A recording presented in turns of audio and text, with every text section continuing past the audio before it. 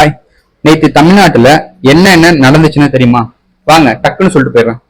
முதல்ல ஒரு நல்ல விஷயத்துல சொல்றேன். அதாவது பாத்தீங்கன்னா கவர்மெண்ட் எம்ப்ளாயிஸ் அண்ட் ஆசிரியர்களுக்கு ஆக விலைப்படி 2% ஹைக் ஏற்றிருக்காங்க. அதாவது டிஏன்னு சொல்லுவாங்க. ஸோ இது மூலம் பாத்தீங்கன்னா கவர்மெண்ட் எம்ப்ளாயிஸ் எல்லாருமே கொஞ்சம் ஹாப்பியா இருக்காங்க. ஸோ அவங்களுக்கு என்னோட வாழ்த்துக்களை தெரிவிச்சுக்கிறேன். ஸோ செகண்ட் பாத்தீங்கன்னா நம்ம சிஎம் இருக்காரு இல்லையா, அவர் பாத்தீங்கன்னா விவசாயிகளுக்காக ஒரு லெட்டர் பிஎம்க்கு எழுதியிருக்காரு. என்ன லெட்டர்னு பாக்குறீங்களா? அதாவது பாத்தீங்கன்னா பருத்தியோட இறக்குமதி பாத்தீங்கன்னா இந்தியாவில் 11% இருக்கு. சோ அது பாத்தீங்கன்னா அந்த டெக்ஸ்டைல் துறை எங்க அதிகமா இருக்குன்னா தமிழ்நாட்டுல தான் அதிகமா இருக்கு.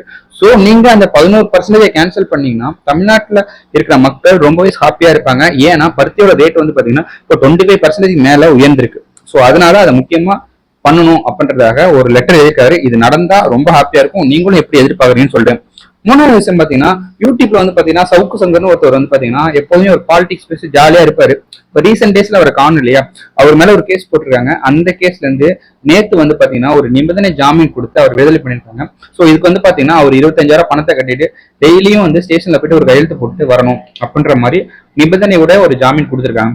அப்புறம் பாத்தீங்கன்னா முக்கியமான விஷயங்க 18, 19 பாத்தீங்கன்னா சரியான மழை இருக்குன்னு சொல்லியிருக்காங்க. ஸோ அதனால 18, 19 பிளான் பண்ணியிருந்தீங்கன்னா கொஞ்சம் சேஃபாவே இருங்க. எங்க போனாலும் கொடை எடுத்துட்டு போங்க. ஓகேங்களா? இந்த மாதிரி உங்களுக்கு ஒரு குயிக் அப்டேட் தெரியும்னா ஃபாலோ மட்டும் பண்ணிட்டு போங்க. லைக் ஷேரும் பண்ணிட்டு போயிருங்க.